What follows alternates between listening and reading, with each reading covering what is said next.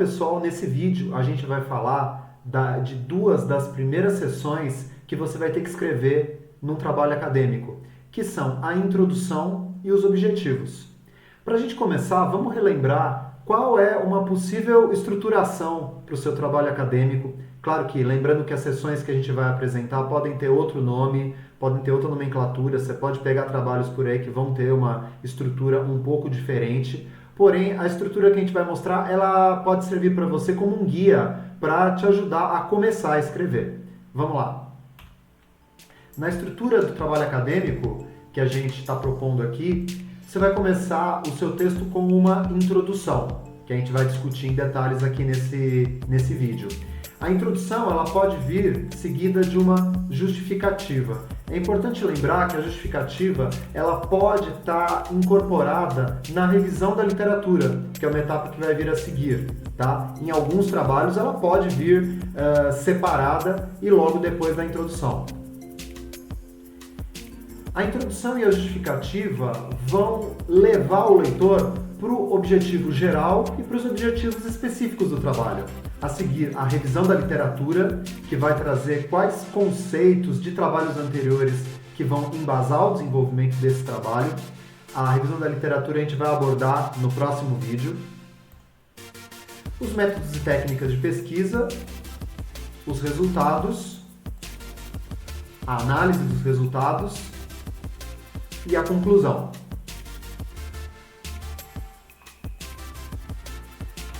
A gente vai falar um pouco agora de como a introdução pode ser escrita e qual é a importância dela dentro do seu trabalho.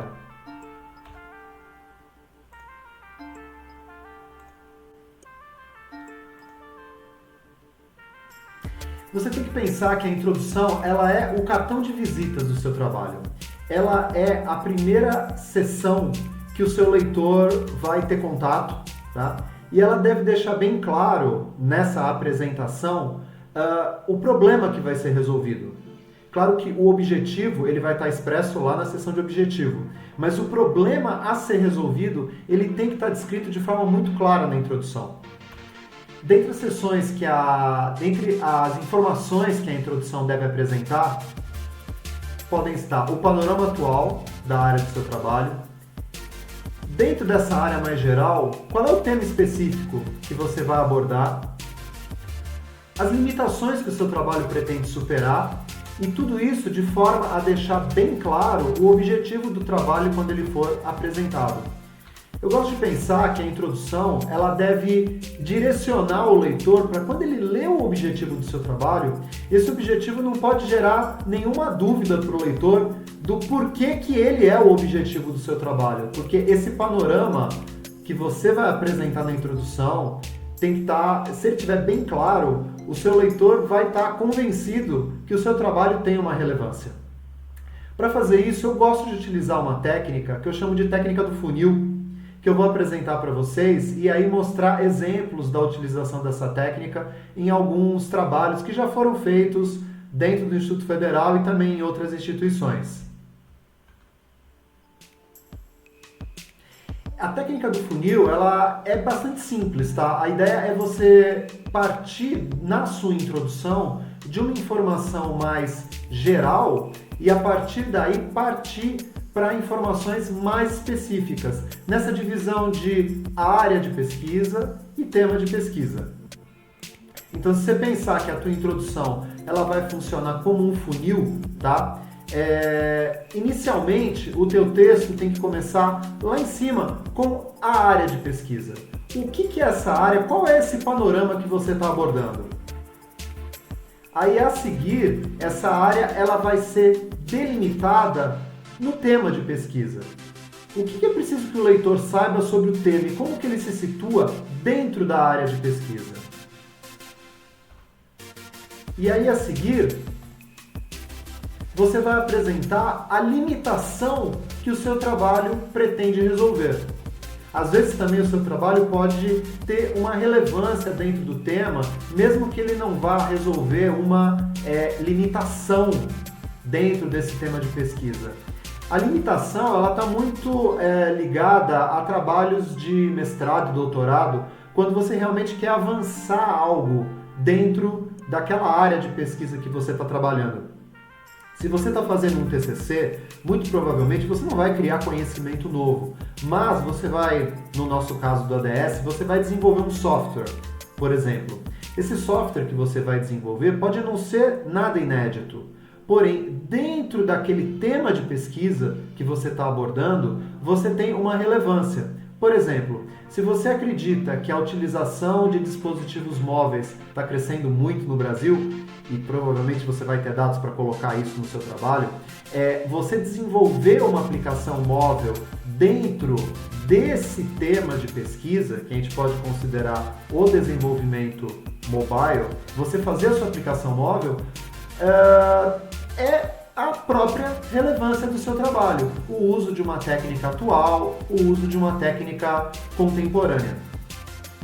Aí a seguir a gente vai ver alguns trabalhos e como que você pode entender o uso da técnica do funil. Nós vamos ver agora o uso da técnica do funil para escrever a introdução de 3 trabalhos acadêmicos. Um é um TCC de graduação, é um TCC do ADS, um é uma monografia de especialização e um é uma tese de doutorado. Claro que são trabalhos de nível diferentes, o nível de aprofundamento de cada um dos trabalhos vai ser diferente, mas vocês vão ver que uma introdução bem feita sempre vai levar o leitor do mais geral para o mais específico. Queria lembrar que esses trabalhos que vão ser lidos, alguns trechos pela gente, tá, vão estar disponíveis na descrição do vídeo e também na página da disciplina. O primeiro trabalho que a gente vai ver é um TCC chamado Sistema de Recomendação para Adaptação de Materiais Didáticos a fim de auxiliar docentes da área de informática no ensino de alunos surdos. Para vocês terem uma ideia do contexto, tá? A Stephanie e o Rafael tiveram a ideia de fazer um sistema de recomendação. É um sistema web onde um docente que precisa adaptar materiais para um aluno surdo pode indicar algumas características do tipo de aula que ele dá, se a aula é mais expositiva, se mexe mais com o computador, ou se tem mais atividades, discussões em grupo, e a partir daí o sistema vai recomendar diretrizes para você adaptar o seu material didático. E na introdução, os alunos procuraram trazer do geral para o específico um panorama que eu vou mostrar para vocês. Chegamos aqui na introdução. Vocês podem notar que o começo da introdução tem a área de pesquisa que é o ensino, os surdos e o ensino de surdos. O texto começa: os primeiros relatos sobre a surdez têm início na Espanha no século XVI com o trabalho do monge beneditino. Tem algumas referências aqui históricas. Olha como já começa a funilar. No século XV, XVI, XVII, XVIII, tem início discussões acerca da educação formal de surdos. Aí a gente vai caindo no tema do trabalho. Hoje o bilinguismo é aceito e utilizado na educação de surdos. O bilinguismo é o uso, tanto aqui no Brasil, da Libras, quanto do português. Aí tem algumas partes, algumas citações de leis e normativas. Aí começamos a cair na limitação. Mesmo com todo o amparo jurídico, é frequente o desconhecimento dos professores acerca de Libras. Caindo, então, na proposta. Desenvolver um software que disponibilizará recomendações para adaptação de materiais didáticos. O segundo trabalho é uma monografia de especialização defendida no campus Guarulhos também, da Aline Santiago, que se chama Estudo de Caso, Aplicação da Técnica de Estimativa Planning Poker em um projeto acadêmico. A ideia da Aline nesse trabalho foi entender como que alunos de graduação aprendiam a utilizar a técnica de estimativa Planning Poker e como eles melhoravam na utilização dessa técnica ao longo do tempo. Só por curiosidade, o campo de estudo dela foi a disciplina de LDS do nosso curso de ADS.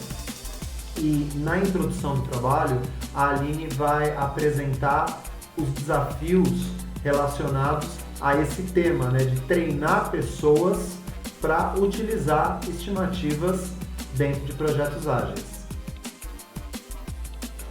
Bom, chegamos aqui. Começando a introdução, a área, o panorama mais amplo é apresentado. O mercado de software está em constante crescimento. Ela apresenta aqui uma estimativa do aumento do mercado em 2014 em relação ao ano de 2013. O aumento está exigindo que as empresas que desenvolvem software entreguem seus projetos de maneira rápida e eficaz. Aí, afunilando um pouco mais, o tema metodologia ágil é uma abordagem que está sendo amplamente utilizada no desenvolvimento de software. Agora, chegamos na limitação. Apesar da metodologia ágil permitir uma entrega rápida no software, em 2015, somente 39% dos projetos ágeis conseguiram entregar com êxito. E, afunilando ainda um pouco mais, tendo em vista que a habilidade técnica é um dos fatores que influencia a produção de estimativas, é de suma importância que o ensino de computação, que é um tema que vem em paralelo, né, ensinar alunos a fazerem estimativa, o ensino de computação tem que estar alinhado com as necessidades do mercado de trabalho e ofereça aos alunos um preparo técnico adequado. Onde aí ela cai nos objetivos do trabalho. E o terceiro trabalho é uma tese de doutorado, é a minha tese de doutorado. Esse trabalho se chama Relações entre o pensamento computacional e a matemática em atividades didáticas de construção de jogos digitais.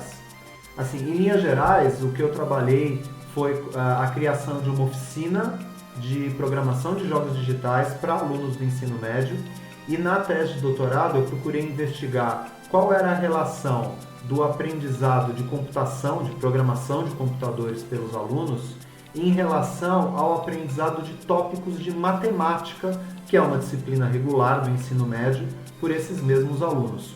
Como a introdução aqui é um pouco extensa por ser uma tese, eu vou levantar só os pontos mais relevantes, e aí quem tiver interesse pode ler, são mais ou menos umas 4 páginas de introdução, ela é um pouco mais longa.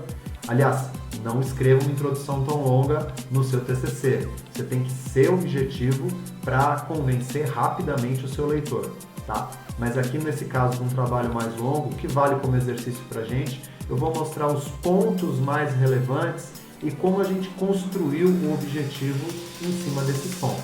Vamos lá?